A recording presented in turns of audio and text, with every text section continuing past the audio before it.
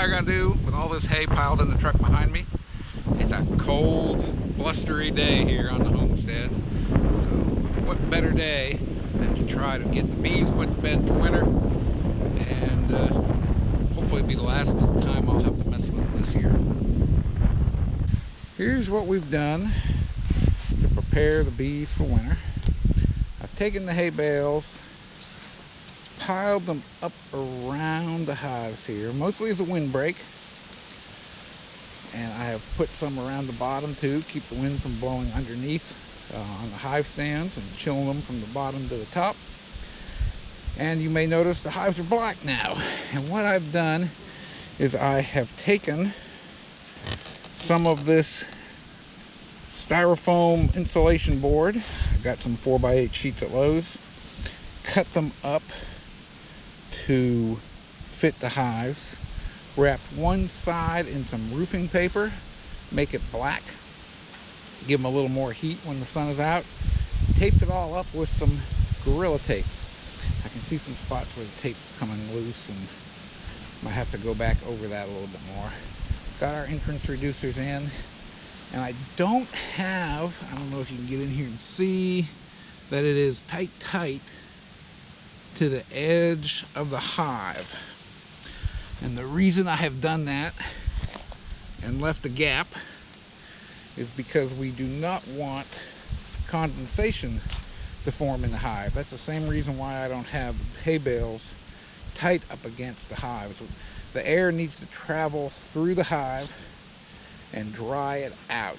And some beekeepers use quilting boards, a lot of them up north do, to help keep condensation from forming on the roof, because what happens, the bees, they ball up inside the hive and vibrate to keep warm.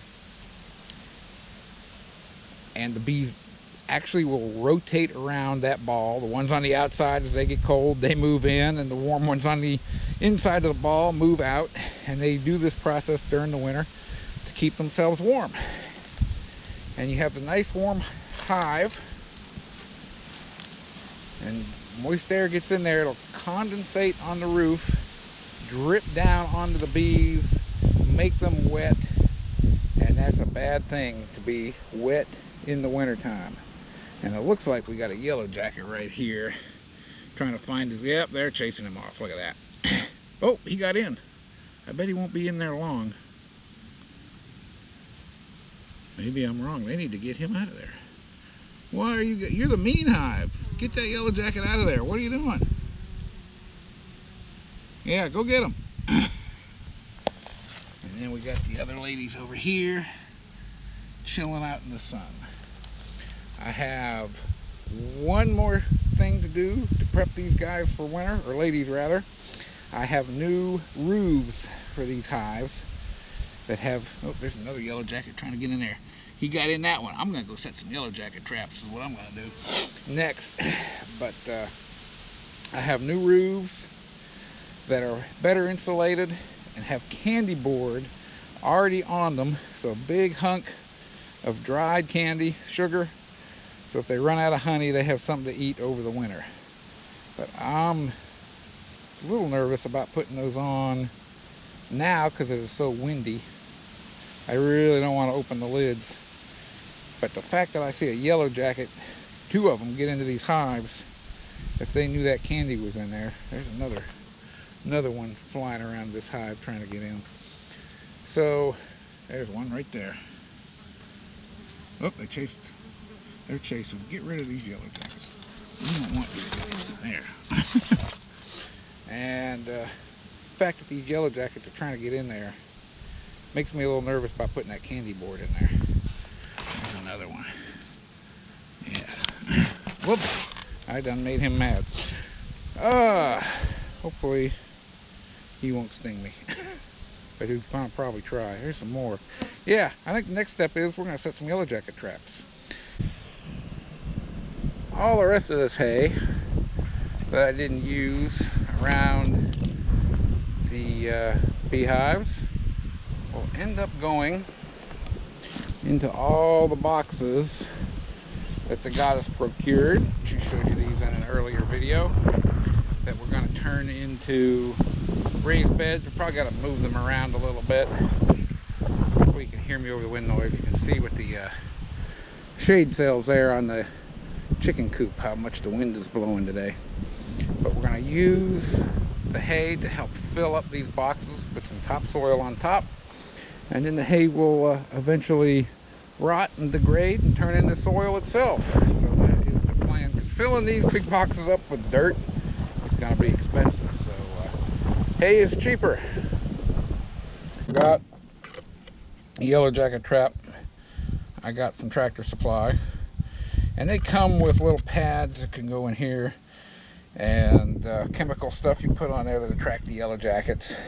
And what happens is, the lid's on here, the yellow jackets go in the hole, they smell the meat or the bait, and they fly up into this cone, and they get stuck in here. They can't get back out because of that cone, kind of like a giant minnow trap.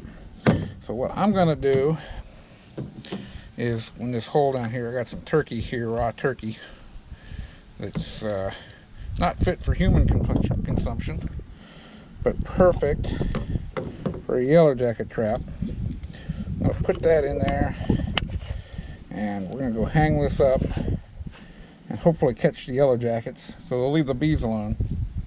And the reason we use meat is because yellow jackets are carnivores. They eat meat. Honeybees have no interest in meat. They're vegans. They only want to eat pollen and sugar water, and we don't want to bait these with sugar water because we don't want to catch any of our bees. But if we bait them with meat, we'll catch nothing but yellow jackets and some flies. Alrighty, about a week has passed since the last time I worked on the bees here. We're still trying to get them put to bed. And what you're looking at here is a new inner cover that I've purchased to try for them. And what all this is in here is candy. So they'll have a little bit more food to eat. And we've got a entrance and vent here on the top to help vent moisture out. And this top cover, I don't want to break my candy here. See if I can roll it up over here. Is insulated. It's hard to see from this angle, but I don't want to flip it over and break my candy. But it is insulated. Give them a little more food, warmth for the winter time. It's windy out here if you can't hear that. And we're gonna go show you how these things install. Here we are with the bees all put to bed for winter. As you can see, I've got hay bales piled up around them. Try to protect them from the wind. I've got the insulation and the tar paper on there, give them a little more warmth. It's probably 50 degrees out here today. And as you can see, they're coming out. They're a little bit active. We got a little space here. You can kind of see the entrance and vent. Can you? Up there on this one. Walk around here to the other hive. Get a look at it. Hay bales up around there. They got a little more action going on down here on their front porch. Trying to see what's going on. I think they're just cleaning themselves. Got the vent up here where they're coming and going, and that entrance. So that should help keep any condensation going on, as long as it doesn't get too cold. I think we're in good shape. The bees are all put to bed for the winter. Don't really plan on doing much else with them.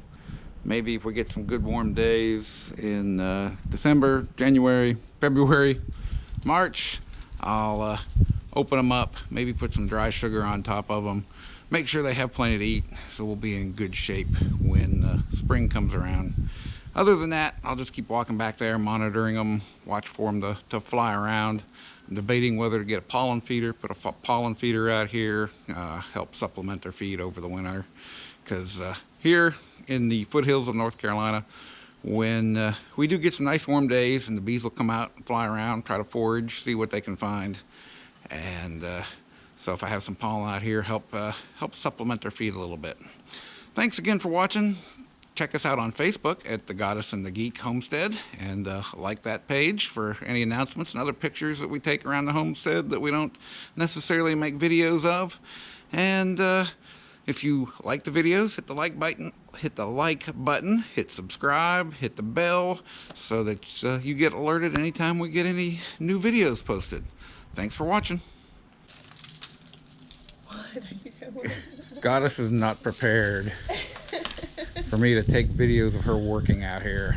No, I'm not. You should be over here helping me. Yeah, I should be. But instead I'm standing here by the camera trying to harass you a little bit. Yep, I knew that. I knew that was coming. Careful, we want to maintain a G rating. Exactly. Ow. Ow, I'm falling over a little bitty scarecrow. Don't fall over the scarecrow. Okay. There we go. You can do it! Pulling up the peppers. Okay, I better stop this or I'll be sleeping with the chickens tonight.